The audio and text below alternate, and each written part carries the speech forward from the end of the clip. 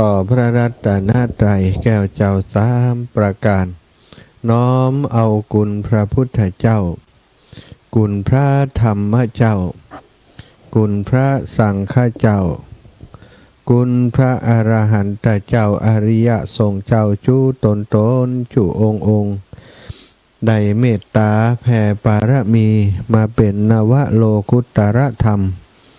ปกเก่าเกษาปกห่มรักษาครูบาอาจารย์พระมหาเถระพระเถรานุเถระเพื่อนสหธรรมิกสหพรหมจารีทุกรูปทุกองค์ปกห่มรักษาศรัทธาสาธุชนคนดีเท่าแก่อีพ่ออีแม่ทั้งหลายทุกท่านทุกคนติดตามรับฟังรายการสารธรรมยามค่ำตั้งสถานีวิทยุเพื่อการศึกษาวิทยาลัยสงฆ์นครลำปางซึ่งออกอากาศจากวัดบุญญาวาสวิหารพระอารามหลวงโดยเมตตาปารมีของหลวงพ่อท่านพระครูอนุศาสตร์วรธรรมได้เมตตาสถานที่ตั้งสถานีวิทยุ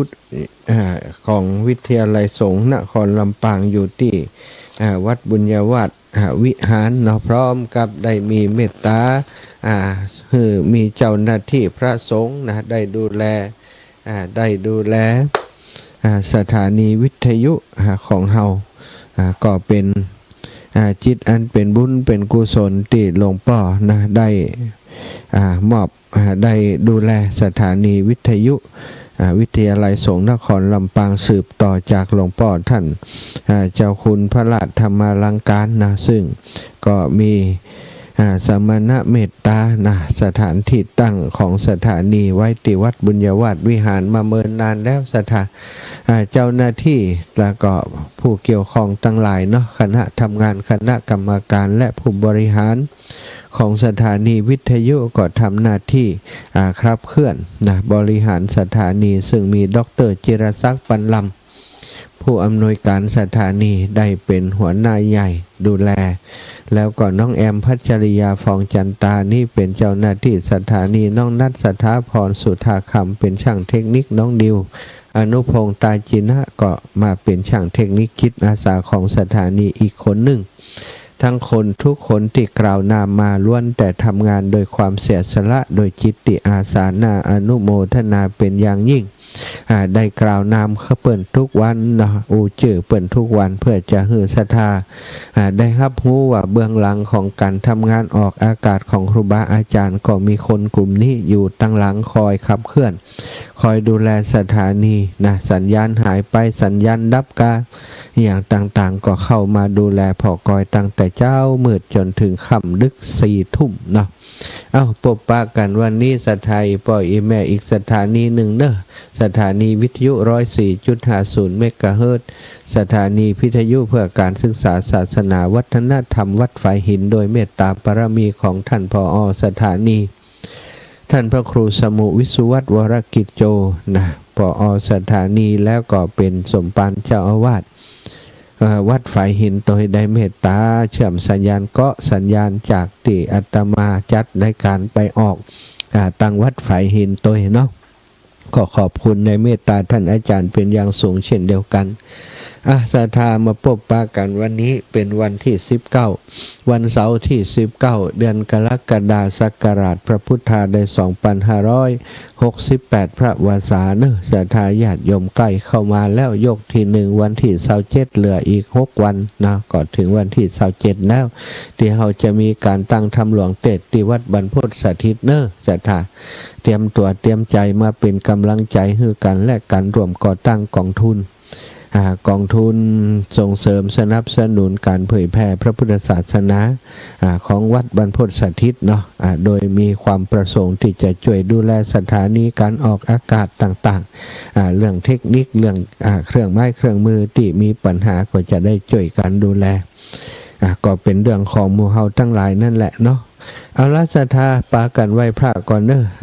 ไปก็จะยาวไปกราบพระพร้อมกันก่อนกราบ1พุทโธเมนาโธกราบ2ธัมโมเมนาโถกราบ3สังโฆเมนาโถ อิมินาสการเณพุทธังอภิปูชยามิอิมินาสการเณธัมมังอภิปูชยามิอิมินาสการเณสังฆังอภิปูชยามิอระหังสัมมาสัมพุทโธภควาพุทธังภควันตังอภิวาเทมิกราบสวากขาโตภควตาธัมโมธัมมังนะมัสสามิกราบ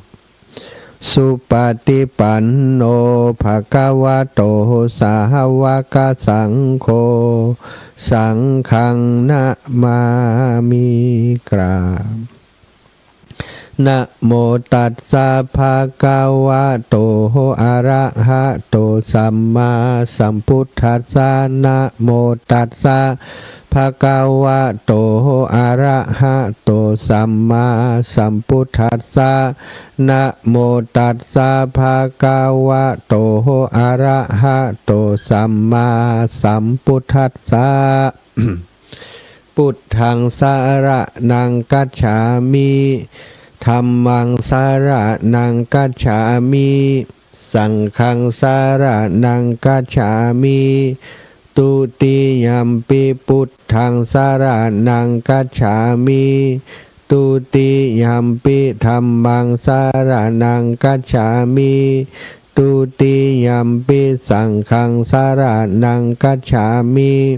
ตาติยัมปิพุทธังสรณังคัจฉามิตาติยัมปิธัมมังสรณังคัจฉามิ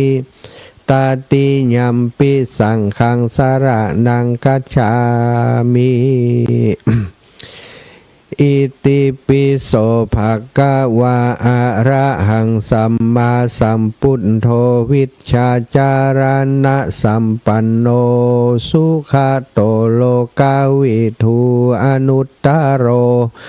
ปุริสัทธัมมสารทิสัทธาเทวมนุษสานังพุทโธภควาติสาวาคาโตภควตาธัมโมสันทิฏฐิโกอากาลิโกเอหิปัสสิโกโอปันนายิโกปัจจัตตังเวทิตัพโพวินยูหิติสุปฏิปันโนภควโตสาวกสังโฆอุชุปฏิปันโนภควโตสาวกสังโฆยายาปฏิปันโนภควโตสาวกสังโฆสามิจิปฏิปันโนภควโตสาวกสังโฆยัตถิทังจัตตาริปุริสายุคานิอัฏฐปุริสาปุคลาเอสะภะคะวะโตสาวกสังโฆอาหุนายโยปาหุนายโยทักขินายโยอัญชลีกระนิโยอนุตตรังปุญญเขตังโลกัสสาติกราบพระพร้อมกันเนศรัทธาญาติโยมทั้งหลายกราบหนึ่งพุทธังวรันตังสิราสานะมามิกราบสองธัมมังวรันตังสิราสานะมามิกราบสามสังฆังวรันตังสิราสานะมามิถวายพระสวดมนต์ทำวัดเรียบร้อยนะก็สบายใจละจะได้สารธรรมเรื่องราวต่างๆศรัทธาญาติโยมที่สดับรับฟังอยู่ในขณะนี้ได้ฟังกันเป็นเรื่องเป็นราวไปเนาะวันก่อนก็ถึงเรื่องบุญเรื่องอานิสงส์คนทำบุญอย่างใดก็ได้เสวยคนใดทำกรรมอย่างใดก็เสวยวิบากกรรมอย่างนั้นนะคนที่ทำบดีเนาะตกนรกบ่พอเกิดมาเป็นเปรตก็ต้องหาคนมาช่วยปลดปล่อยนะสถา คนหนึ่งด่าบริพาทพระสงฆ์องค์สังฆเจ้าเปิ่นไปบิณฑบาตโอ้เนาะคนอื่นขวัญขวายใส่บาตรจวนใส่บาตรมันเนี้ยมันนะอีหรอ เปิ้นบ่ใส่อีนะประโยชน์อะไรอย่างนะใส่บาตรเอาเข้าป่าอาหารเพื่อสมณะหัวล้นนี่กินมีบ่ามีแหงย่ำไปยาการเอาคนเดียวชอบกินคนเดียวว่ะสุดท้ายไปพอตายไปทำกาละไปตายไปก็ตกนรกเสวยวิบากกรรมในนรกจากนั้นก็ขึ้นมาเกิดเป็นเป็ดเป็นเป็ดอยู่ในเป็ดตะวิสัยมีคนไปปะโอ้ท่านจะได้เป็นเพศเป็นผีอย่างนี้ดูผิวพรรณวันหน้าผอมกระล่องกองแกงโดยเหตุได้ทำกรรมอะไรอย่างไว้ก็เล่าให้ฟังบอกว่าข้าเจ้านี่เก็บเงินไว้จัดนัก400,000 กอมเดียวนี่ก็4,40,000,000แล้วกันเนาะเก็บสตางค์ซ่อนไว้ติพื้นเตียงถ้าท่านกลับไปบ้านบอกคืออีแม่เอาตังนั้นมาแล้วก็ทำบุญให้ตนตัวข้าจิมเอามากินมาใช้แล้วก็ทำบุญอุทิศมาให้จิมแม่ก็ทำอย่างนั้นซะท่า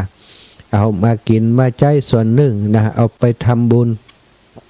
ใส่บาตรอุทิศไปให้ลูกถึงวันนางก็ได้กินได้บริโภคได้ถวายผ้าอาบน้ำฝนได้ถวายกัปปิยพันธ์ต่างๆแด่พระสงฆ์ผู้มีศีลบุญกุศลนั้นก็ไปถึงนางปลดปล่อยให้ได้เป็นผู้ที่มีผิวพรรณวรรณะดีพ้นจากวิบากกรรมการเป็นเพศไปอยู่ในสวรรค์วิมานอันเป็นทิพย์อันนี้ก็ได้เล่าไปแต่ว่าเอาละวันนี้เปลี่ยนบรรยากาศมาอุจากับเรื่องติศรัทธาญาติโยมทั้งหลายมีความเป็นห่วงกว่าศาสนาของพระพุทธเจ้าจะสิ้นไปจะสูญไปฟังจากประเทศไทยฟังจากเรื่องราวต่างๆแล้วเป็นห่วงเป็นกังวลเนาะวันนี้เอาคำถามที่มีพระมหาเถระในยุคสมัยพุทธกาลนี่ก็มีความเป็นห่วงเป็นกังวลเรื่องนี้เหมือนกันได้ทูลถามพระสัมมาสัมพุทธเจ้าก็มีเรื่องเล่าว่าครั้งหนึ่งที่พระเชตวันวิหารวิหารหลวงเชตวันของท่านอนาถบิณฑิกะเศรษฐีในกรุงสาวัตถี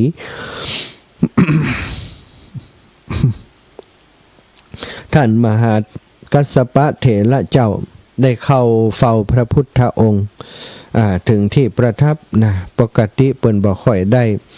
ขวนขวายไปเข้าเฝ้าพระพุทธเจ้าแต่ใดพระมหากัสสปะนี่เปิ้นหุ้มอยู่ป่าเป็นวัดปฏิบัติปลีกวิเวกบ่ค่อยสูงสิงกับหมู่บ่ยุ่งเกี่ยวกับหมู่เท่าใดเปิ้นสมาทานธุดงควัตร15ข้อศรัทธาญาติโยมอย่างเคร่งครัดทุกวันก็ปฏิบัติอย่างนั้นแม้ฉันในตระกูลก็บ่ไปศรัทธาเปิ้นนิมนต์ฉันเข้าที่บ้านที่วังนี่ก็จบข่าวเลยตันบ่ไปบิณฑบาตฉันอย่างเดียวฉันบิณฑบาตเป็นวัดฉันในบาตเป็นวัดท่านมหากัสสปะการที่จะเข้าเฝ้าพระพุทธเจ้าถ้าบ่มีเหตุจำเป็นมักจะบาหันตั้นไปเข้าใกล้พระพุทธเจ้าแต่ว่าครั้งนี้มีปัญหาอยากจะทูลถามก็ไปกราบพระอภิวาทพระพุทธเจ้า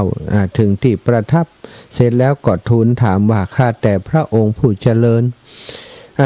อย่างเป็นเหตุเป็นปัจจัยคือเมื่อก่อนสิกขาบทมีน้อยสิกขาบทข้อห้ามข้อปฏิข้อระเบียบสิกขาบทที่เป็นศีลก็ดีอย่างต่างๆข้อห้ามต่างๆมีน้อยสตาแต่ว่ามีภิกษุที่บรรลุอรหัตผลมีมากแต่ทำไมบัดเดี๋ยวนี้สิกขาบทก็คือพุทธบัญญัติคือภิกษุทำได้และทำบ่ได้เรียกว่าพระวินัยมีมากแต่ภิกษุกลับบรรลุอรหัตผลน้อยลงอันนี้ตั้งแต่สมัยพระพุทธองค์ทรงพระชนอยู่แล้วสถานนี่เป็นเรื่องอย่างนี้พระพุทธเจ้าก็ตรัสตอบว่า1หมู่สัตว์ทั้งหลายมีความประพฤติต่ำทรามลงคือเลวลงนั่นเองสถาน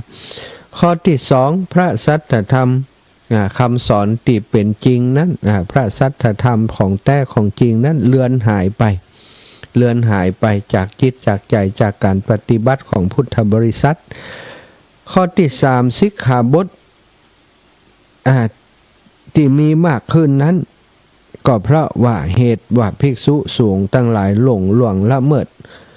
ธรรมวินัยธรรมวินัยหนักขึ้นจึงมีสิกขาบทมากขึ้นสิกขาบทมากขึ้นบ่ได้หมายความว่าการปฏิบัติจะดีขึ้นนะกลับกลายเป็นว่าคนที่เอาสิกขาบทมาเพิ่มหนักขึ้นนี่ก็โดยเหตุว่าทำเรื่องราวที่มันผิด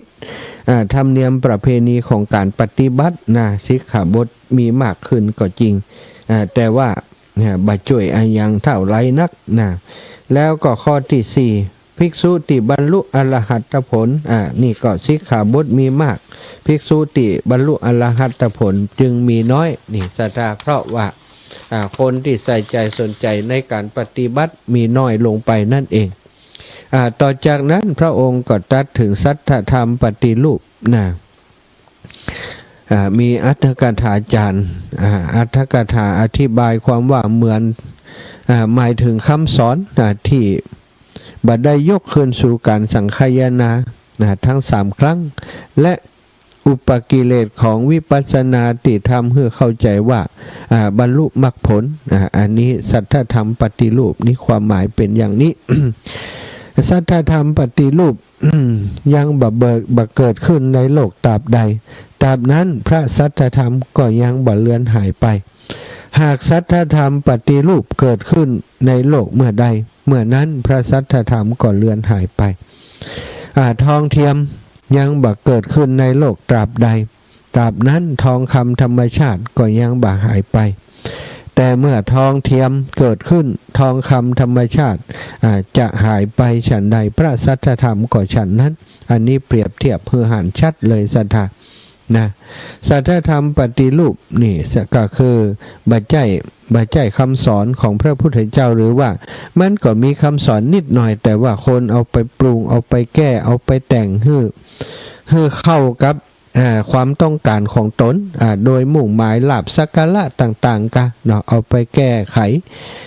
แล้วก็หลายคนที่ฟังแล้วก็คิดว่าโอ้อันนี้เป็นคำสอนของพระพุทธเจ้าพระพุทธเจ้าสอนอย่างอีลู่นี่เพราะเชื่อมั่นในพระภิกษุองค์เจ้าผู้แสดงธรรมในเรื่องนั้นๆเข้าใจว่าเป็นของแท้ของจริงเข้าใจว่าเป็นของแท้ของจริงเมื่อสัทธธรรมปฏิรูปยังบ่เกิดถ้าสัทธธรรมปฏิรูปเกิดขึ้นสัทธธรรมแต่ก็จะเลือนหายไปในที่สุดสัทธาทองเทียมยังบ่เกิดขึ้นในโลกตราบใดตราบนั้นทองคำแท้ธรรมชาติก็ยังบ่หายไปแต่เมื่อทองเทียมของปลอมมันเกิดขึ้นมันสามารถเสาะหาได้นักของปลอมนี่นะสัทธาคนปลอมคนที่พระสงฆ์ที่ปลอมมาเนาะคนที่มาบวชปลอมมาบวชวางลาภสักการะต่างๆวางเพื่อสร้างความร่ำรวยต่างๆนี่ก็มีศรัทธาญาติโยมบวชก็เพื่อจะไปอยู่ในวัดใหญ่ๆเพื่อจะได้บริหารเงินทองต่างๆยักยอกอะไรอย่างนี่อันนี้ก็ได้ยินได้ฟังเรื่องราวเกี่ยวกับเงินกับทองกับพระสงฆ์องค์สังฆเจ้ามาพอสมควรเนาะศรัทธาอันนี้ศรัทธาญาติโยมทั้งหลายสัทธธรรมปฏิรูปมันเกิดขึ้นทำให้พระทรงองค์สังฆเจ้าและพุทธบริษัทย่อหย่อนในการปฏิบัติไปหุ่มเอาทองเทียมหรือว่าทองปลอมเนี่ยมาใส่มาประดับตัวทองแท้ทองคำจริงๆก็เลยจะหายไปและก็เสื่อมไปในที่สุดจากนั้นพระองค์ทรงแสดงว่าบ่มีธาตุใดใน4ธาตุนี้คือธาตุดินเป็นต้นจะทำพระสัทธธรรมให้เลือนหายไปได้มีแต่โมฆะบุรุษคนที่บ่มีแก่นสารคุณธรรมบ่มีความรู้ในพุทธพจน์ในโลกนี้ต่างหากเกิดขึ้นมาทำให้พระสัทธธรรมเลือนหายเปรียบเสมือนเรือจะอับปางก็เพราะต้นหนคนนำทางเท่านั้น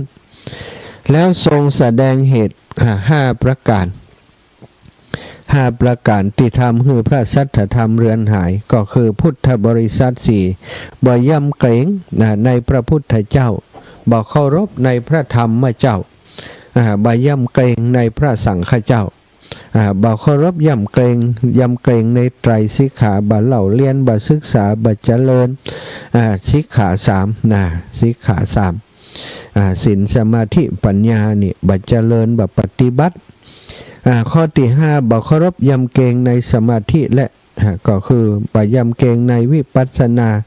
สมาธิและวิปัสสนาคือบ่ปฏิบัตินั่นเองและพระองค์ก็ทรงแสดงธรรม5ประการเช่นความเคารพยำเกรงในพระพุทธเคารพยำเกรงในพระธรรมเคารพยำเกรงในพระสงฆ์เคารพในไตรสิกขาศึกษาเล่าเรียนในศีลสิกขาสมาธิสิกขาภาวนาปัญญาสิกขานี่สถานเหล่านี้เป็นเคารพยำเกรงในการปฏิบัติสมถะและก็วิปัสสนากรรมฐานเป็นต้นเป็นเหตุให้พระสัทธธรรมบัดเลือนหายศรัทธาญาติโยมในช่วงปัจจุบันนี้เนาะก็เราจะหาสิ่งต่างๆอย่างที่พระพุทธองค์ทรงตอบปัญหากับพระมหากัสสปะที่ถามก็เป็นรูปเป็นร่างขึ้นมานะในปัจจุบันนี้ในยุคนี้ในสมัยนี้เราได้หันว่าคนทั้งหลายบ่ยำเกรงต่อพระพุทธพระธรรมพระสังฆเจ้าพุทธบริษัทของเฮานั่นแหละบ่ได้มีความยำเกรงบ่ได้มีความเคารพนับถือบ่ได้มีหิริโอตตัปปะในพระพุทธพระธรรมพระสงฆ์อย่างแท้จริงเท่าแต่นับถือตามๆกันไปไหว้กันตามๆกันไปและบ่กลัวบ่เกรงกลัวต่อบาปบ่ละอายต่อบาปอย่างนี้ถือว่าบ่ได้เคารพยำเกรงในรัตนะทั้ง3นี้อย่างแท้จริงแล้วก็คนส่วนใหญ่พุทธบริษัทนี่บ่ได้ศึกษาเล่าเรียนบ่ได้เจริญสิกขา3ไตรสิกขาศีลสมาธิปัญญานี่บ่ค่อยได้เจริญกันเท่าแต่ทำบุญสุนทรทานคิดว่าเต่าเอี้ยเปาะน่าจะฮื้อตัวมีทรัพย์สินมากจะพาตัวไปสู่สวรรค์บางคนศีลยังบ่รักษาฮื้อบริบูรณ์ใดดีเลยทั้งที่เป็นพุทธบริษัทอันนี้ก็แสดงว่าบ่เคารพยำเกรงในไตรสิกขานั้นเป็นเหตุให้สัทธธรรมเสื่อมศรัทธาแล้วก็บ่ใส่ใจบ่สนใจบ่ยำเกรงในการปฏิบัติทางจิตทางภาวนาสมถกรรมฐานวิปัสสนากรรมฐานเอาแต่สนุกสนานไปวันๆนะทำบุญม่วนนานไปวันๆนะศรัทธาเป็นอย่างนี้นะส่วนถ้าติจะทำให้สัทธธรรมบ่เลือนหายก็คือตรงกันข้ามยำเกรงในพระพุทธยำเกรงในพระธรรมยำเกรงในพระสงฆ์ยำเกรงในไตรสิกขายำเกรงในสมาธิเป็นต้นเหล่านี้จะทำให้พระสัทธธรรมเจริญรุ่งเรืองพระองค์ยังได้ตรัสต่อไปถึงลำดับแห่งการหายไปของพระสัทธธรรมพระพุทธเจ้าทรงยกทองคำแท้กับพระสัทธธรรมแท้ก็คือนายช่างทองนำทองเหลืองมาเจียระไนเป็นเครื่องประดับขายให้กับคนที่ต้องการเครื่องประดับใส่ไปในงานมหรสพส่วนทองคำแท้นายช่างและคนทั่วไปก็เก็บงำฝังไว้ทองคำแท้ธรรมชาติจึงค่อยๆหายไปเหมือนกับการปรากฏตัวของโมฆะบุรุษบุรุษผู้บ่มีแก่นสารได้ความรู้และคุณธรรมสอนและก็เผยแผ่สิ่งที่บ่ใจพระสัทธธรรมอันนี้ก็คือเผยแผ่สัทธธรรมปฏิรูปพระสัทธธรรมก็จึงหายไปจะหายไปก็จะหายไปคำว่าพระสัทธธรรมนี้ท่านว่ามีอยู่3อย่างก็คือ1อธิคมสัทธธรรมหรือว่าปฏิเวทสัทธธรรมสัทธธรรมคือผลอันจะพึงเข้าถึงหรือว่าบรรลุโดยการปฏิบัติได้แก่มรรคผลนิพพานโลกุตตรธรรมเข้าถึงปฏิสัมภิทา4และก็อภิญญา6โดยอันนี้เรียกว่าอธิคมสัทธธรรมสัทธปฏิเวทสัทธธรรมเป็นผลที่ได้จากการปฏิบัติ2ปฏิบัติสัทธธรรมก็คือสัทธธรรมปฏิปทาอันจะต้องปฏิบัติได้แก่อริยมรรคมีองค์8หรือว่าสิกขา3อธิศีลอธิจิตอธิปัญญาอันนี้เรียกว่าปฏิบัติสัทธธรรมข้อที่3ปริยัติสัทธธรรมสัทธธรรมคือคำสั่งสอนอันจะต้องเล่าเรียนได้แก่พุทธพจน์ ซึ่งปัจจุบันนี้ก็ได้100 กลองเป็นหมวดหมู่45 เล่มนะพุทธพจน์ของพระพุทธเจ้าเรียกว่าพระไตรปิฎกไตรก็3ปิฎก3นะพระสูตรตันตปิฎกพระวินัยปิฎกพระอภิธรรมปิฎกสิ่งเหล่านี้คือพุทธบริษัทจะต้องศึกษาเรียนรู้เพื่อจะให้เกิดความรู้ติดท่องแท้นำไปปฏิบัตินี่สถานนอกจากนี้ท่านยังอธิบายลำดับของพระสัตตธรรมอันตรธานว่าอธิคมสัตตธรรมเริ่มเสื่อมจากการบ่มีพระอรหันต์ที่ได้ปฏิสัมภิทา4อภิญญา6ไล่ลงไปจนถึงบ่มีการปฏิบัติวิปัสสนาเนี่ยสถานปฏิสัมภิทา4อภิญญา6นะก็คืออย่างนั้นสถานญาติโยมปฏิสัมภิทา4แล้วก็อภิญญา6นี่นะก็คือสิ่งที่เป็นผลจากการปฏิบัติที่พระสงฆ์องค์สังฆเจ้าเปิ่นปฏิบัติแล้วก็ได้ผลอรูปฌาน4รูปฌาน4นะแล้วก็อภิญญา6นะได้หายไปเนื่องจากว่าบ่มีการปฏิบัติไล่ลงไปจนถึงบ่มีการปฏิบัติวิปัสสนาในหมู่พุทธบริษัททั้งหลายปฏิบัติสัทธธรรมเสื่อมโดยบ่สามารถปฏิบัติหรือว่าบรรลุบ่ฮู้วิธีปฏิบัติเพื่อบรรลุคุณพิเศษต่างๆเช่นปฏิสัมภิทา4อภิญญา6วิชชา3อริยมรรคและอริยผลหูเพียงวิธีทำให้ศีลบริสุทธิ์ส่วนปริยัติสัทธธรรมเสื่อมเริ่มจากบ่อาจเข้าใจอภิธรรมปิฎกใดไล่เลียงลงไปจนถึงปาติโมกข์ของภิกษุและภิกษุณีหายไปคือบ่เข้าใจในปาติโมกข์สังวรที่พระพุทธองค์ทรงประทานไว้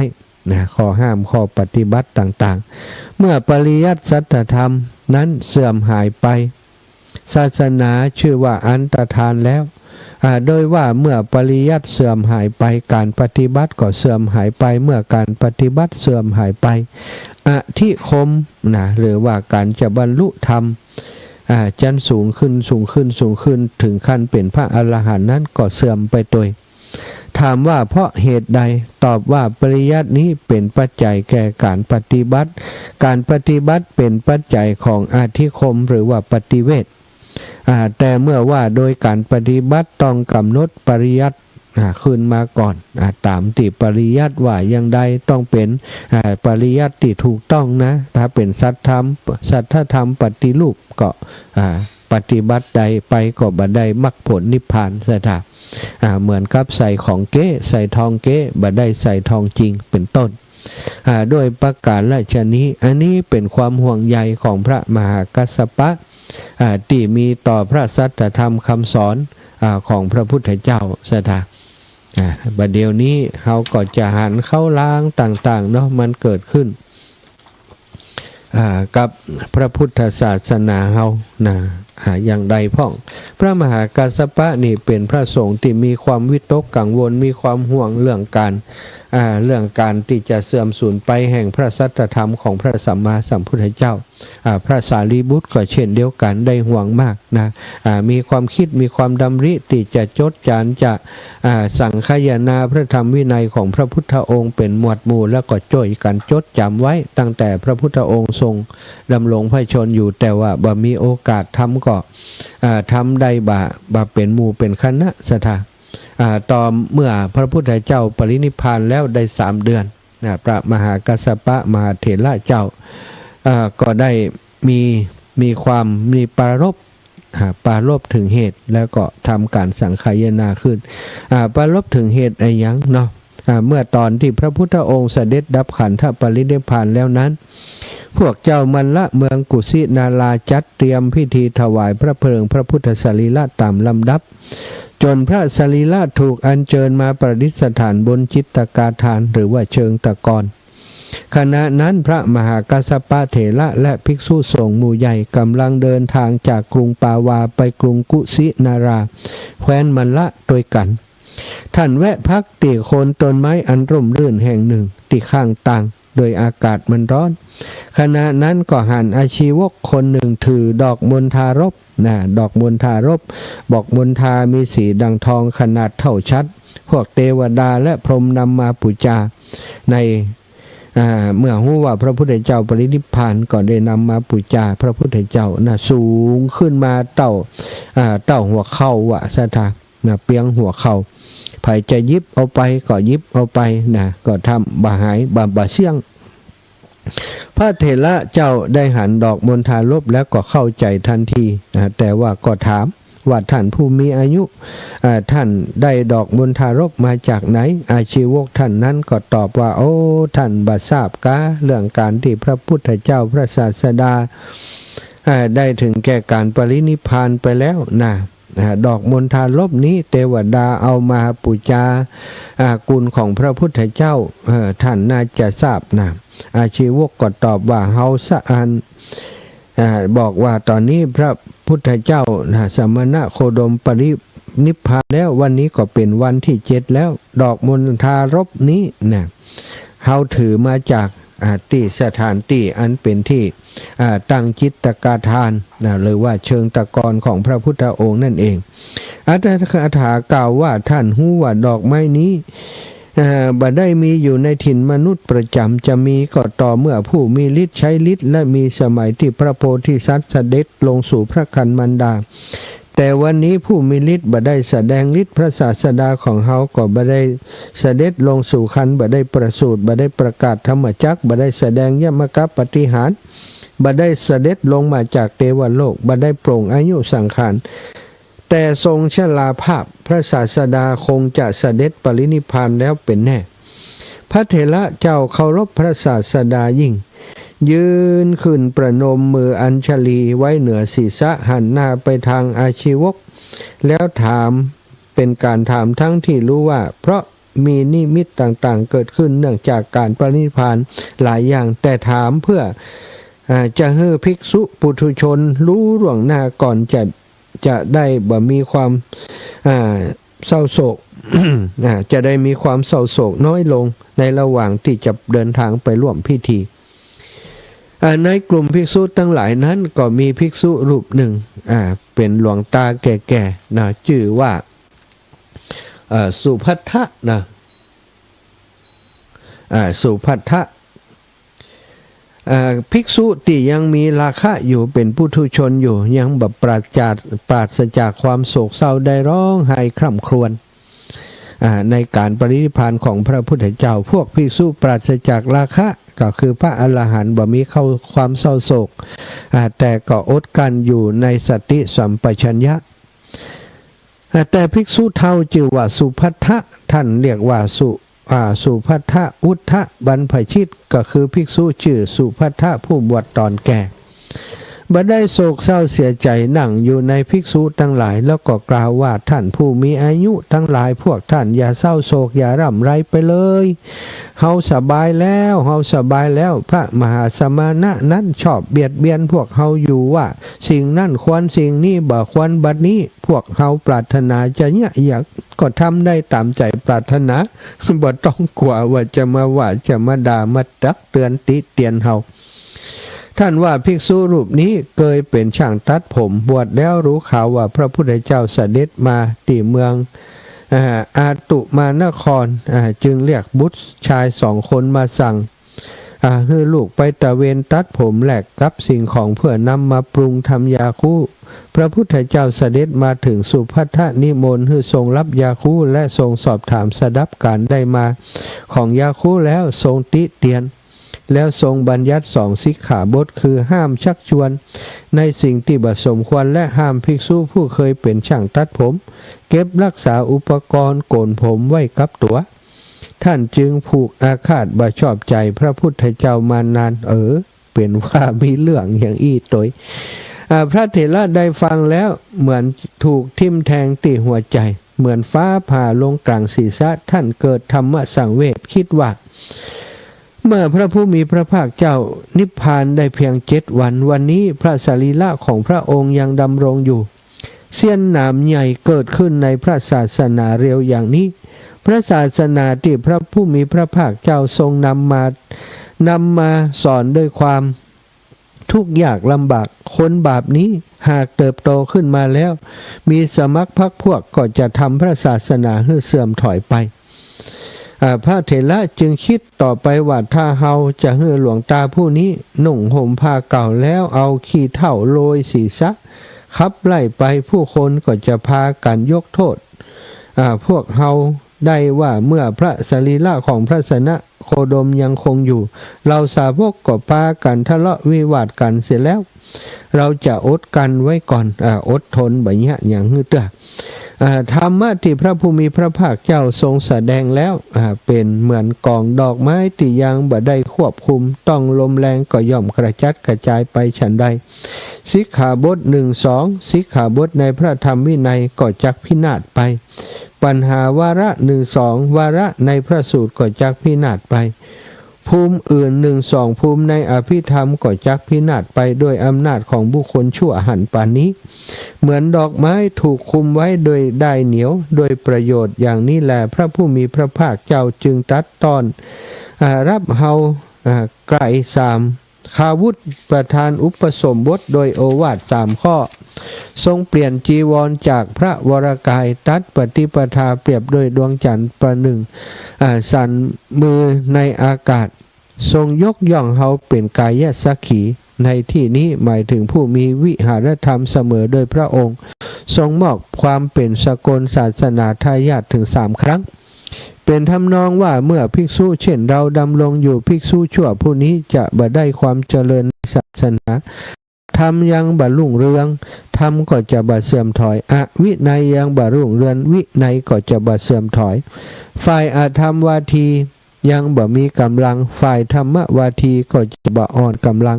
ฝ่ายอวินัยวาทียังบ่มีกำลังฝ่ายวินัยวาทีก็จะบ่อ่อนกำลังเพียงใดเฮาก็จะสังคายนาธรรมวินัยเพียงนั้นแต่นั้นเราภิกษุรวมภิกษุที่เป็นสภาคะกันมีศีลและความประพฤติเหมือนกันแล้วก็จักกล่าวสิ่งที่ควรและบ่ควรได้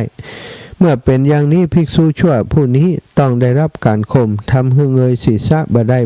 ศาสนาก็จะมั่นคงและแพร่หลายพระเถระคิดอย่างนี้แล้วยังบอกแก่ใครๆได้แต่ปลอบโยนภิกษุทั้งหลายนี่เมื่อพระมหาเถระกัสสปะเดินทางไปถึงมกุฏพันธเจดีย์ของพวกเจ้ามัลละกรุงกุสินาราพร้อมโดยภิกษุสงฆ์หมู่ใหญ่ท่านห่มจีวรเฉวียงบ่าประนมอัญชลีกระทำประทักษิณรอบจิตตกาทาน3รอบแล้วเปิดทางพระบาทถวายบังคมพระบาททั้งสองด้วยเสียงเก่าภิกษุประมาณ500รูปที่มากับท่านก็กระทำอย่างนั้นครบทุกรูปแล้วก็เพลิงก็เกิดขึ้นลุกโพลงท่วมพระสรีระเองนี่ศรัทธาญาติโยมอูถึงสัจธรรมของพระพุทธเจ้าจะเสื่อมไปก็ต่อเมื่อการปฏิบัติเนาะยังปริยัติสัจธรรมย่อหย่อนไตรสิกขาย่อหย่อนอธิคมหรือว่าปฏิเวทก็จะสูญไปแต่ตราบใดที่เฮายังศึกษาล่ำเรียนในสัจธรรมของพระพุทธเจ้าที่ถูกต้องกันอยู่แม้จะมีคนกลุ่มที่เขาบประสงค์ดีต่อพุทธศาสนาแม้กระทั่งพุทธบริษัทที่บ่ศึกษาเล่าเรียนแม้ยังมีอยู่ก็ยังพอจะสู้กันได้แต่ว่าตราบใดหมู่เฮาทั้งหลายปากันละปากันถอยบ่ศึกษาเล่าเรียนอย่างพุทธพจน์อย่างพระธรรมวินัยของพระพุทธเจ้าอันเป็นพระสัจธรรมที่แท้จริงก็มีโอกาสที่พระสัจธรรมของพระองค์จะเสื่อมถอยลงไปเสื่อมถอยลงไปเนาะก็เป็นห่วงเนาะก็ทำให้ดีที่สุดนะบ่ได้ บ่ได้เป็นภาระของไผคนใดคนหนึ่งของพระภิกษุสงฆ์หรือว่าของอุบาสกอุบาสิกาเฮาต้องร่วมมือกันเพราะทั้งหมดคือพุทธบริษัทผู้จะขับเคลื่อนหนุนคือกงล้อธรรมจักรของพระพุทธเจ้าได้หมุนต่อไปเนาะศรัทธาญาติโยมวันนี้ก็มีคนที่เพิ่นให้ห้อมเพิ่มเติมมาเนอะศรัทธาแม่กาญจนาชัยนลินไตหอมมาแหม 100 บาทอันนี้หอมทุกอย่างเลยนะทุกอย่างที่ทำอยู่บัดเดียวนี้โตะหมู่พระเจ้าการเทศนะลงทานก็อย่างการรวมในหันเนาะมีจิตเจตนาอันเป็นบุญเป็นกุศลได้หอมมาแล้วก็มีศรัทธาที่เพิ่มเติมมาเนอะก็ขออนุญาตอ่านซ้ำอีกครั้งหนึ่งสำหรับคนที่เปิ่นหอมมาใหม่เนาะแม่สุวรรณาสุริยะรังสีนี่ได้หอมมาโตะหมู่100พระเจ้า100หอมกันเทศมาตัวเนอะแม่วันนี้เครือคำหล่อโตะหมู่50พระเจ้า50แม่เพนนะลำปูนโตะหมู่100พระเจ้า100กันเทศ100แม่บุญตาเทียนชัยกันเทศ100แม่อัมไพทุ่งโค้งนะแต่คืนโทรมาโตะหมู่100พระเจ้า100กันเทศ100เนอะสาธุพี่น้องบรรจุหมู่5นะหอมกันเทศมามีป่อวิโรจน์แม่ประพินหนอแก้ว200 บาทป่อแปงแม่คำแปงหนอแก้ว100 บาทนายชาตรีนางมณีวันบุญมา100 บาทนางสาวลัดดาแปงจิตบรรจุหมู่10 100 บาทแม่สุบินประดิษฐ์บรรจุหมู่10นะ100 บาทแล้วก็100 บาทกันเทศแหม100เนาะแล้วก็โต๊ะแหม100แม่เหรียญสินชัยบรรจุหมู่5 100 บาทนะกันเทศนายบุญชัยนางเพชรชราชสมศรีกันเทศ100 บาทแม่คำมูลคำปอบรรจุ100 บาทนะอนุโมทนาบุญกับตันเนอแม่คำมูลคำปอบรรจุบรรจุหมู่10เนาะโต๊ะ50พระเจ้า50นะพระพุทธรูป50แม่มาปงคัดปงคัดพระเจ้า100โต๊ะ100แม่บัวเหลียวปงลังกาโต๊ะหมู่พระเจ้า100โต๊ะหมู่100นี่แม่ชื่นกันทตันพระพุทธรูป100โต๊ะ100ลงทาน100กันเทศ200นะแล้วก็ของโยมน้องสมจิตอินทรวิจิตเนาะแต่เจ้าแต่กี้นี่แจ้งมาเพิ่มเติมเข้ามาเขียนไว้ตะใดเขียนไว้ที่ไหนนี่สมจิตบัวไข่กิ่งกัมแม่อุไรวันอภิธัญญากรอันนี้แต่คืนแล้วลูกไหนของสมจิตแต่กี้มาเพิ่มใหม่ได้อ่านไปแล้วกันยังบ้านฟ่อนเขียนตรงไหนนะเพนนะปรวยการะกันปีกาตาย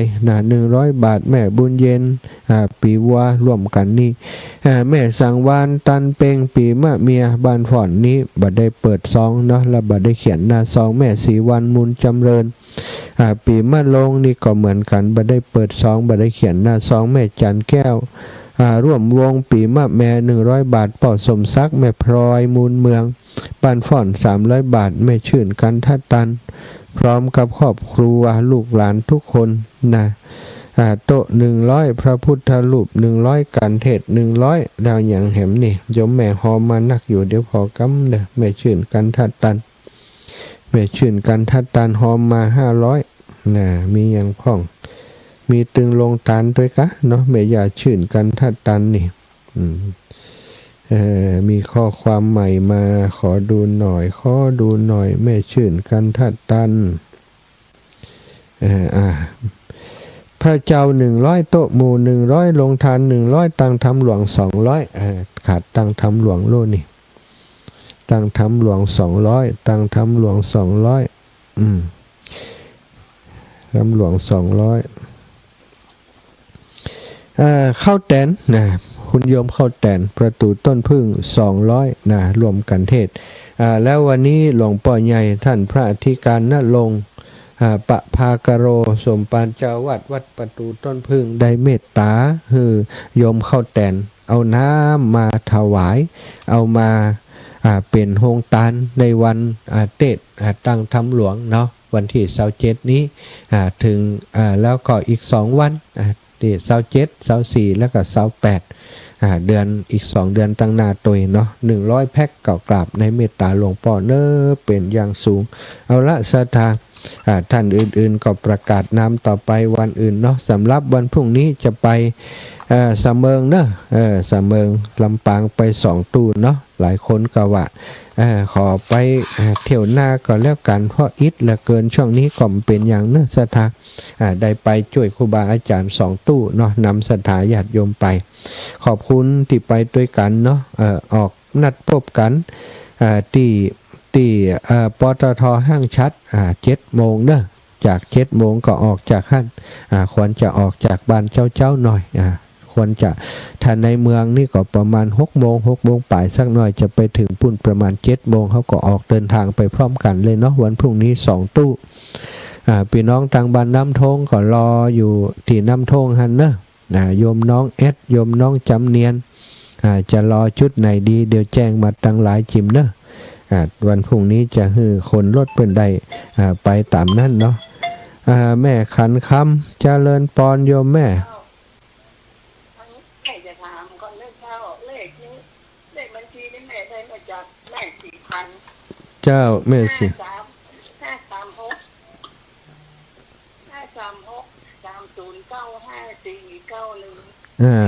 ใช่แล้วแม่536309541เจ้าถูกแล้วเนาะเจ้ากรุงไทยเนอะแม่เนอะเจ้ากรุงไทยอันข้ามนี้ยังมีใครโอนด้วยมันเป็นอย่างเป็นอย่างเจ้าสาธุเนยาเนอะขอบคุณเจ้านมัสการเจ้าอายุ80 ปลายแล้วโอ้แม่ยาสั่งสมบูรณ์ติ๊กๆเนอะแม่บัวขีดถ้าโปบรรจุดขอบคุณอีแม่เป็นสะพานบุญเจริญปอนเจ้าอันใบที่3ท่านยังไม่ได้อ่านเจ้าเนาะใบที่3ได้อ่านแต่กะเจ้า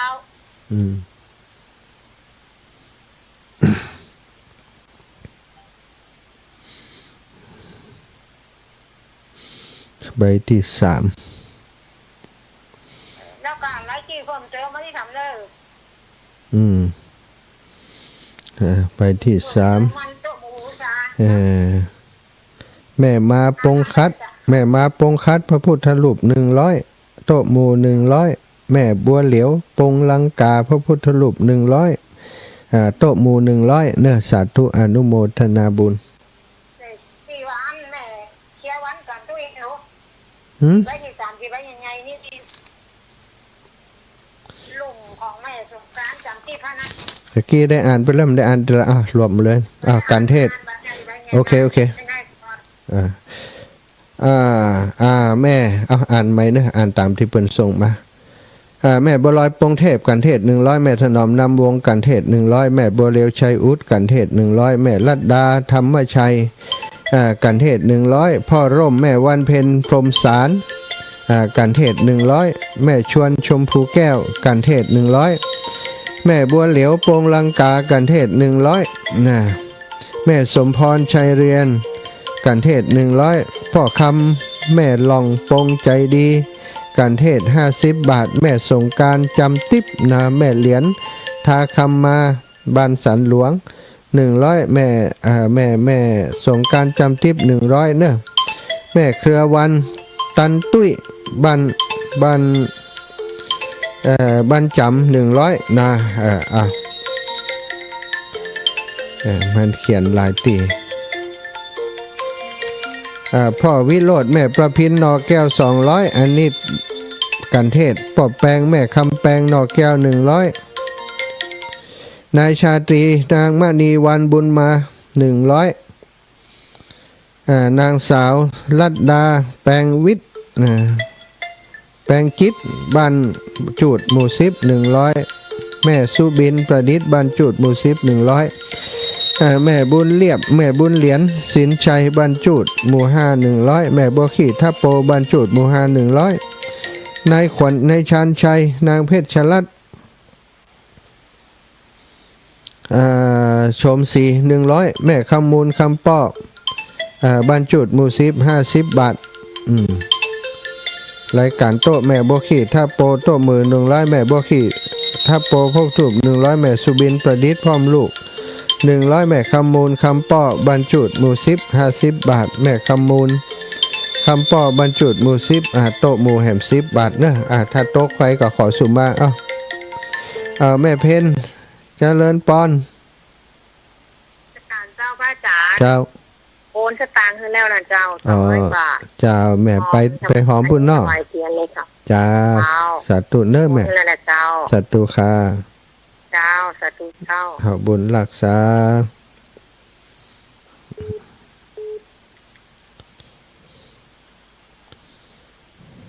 ยายพรเวลาหมดแล้ว มาจากการเจ้า เจ้า ผู้ขออนุโมทนาจะเป็นเนอ สา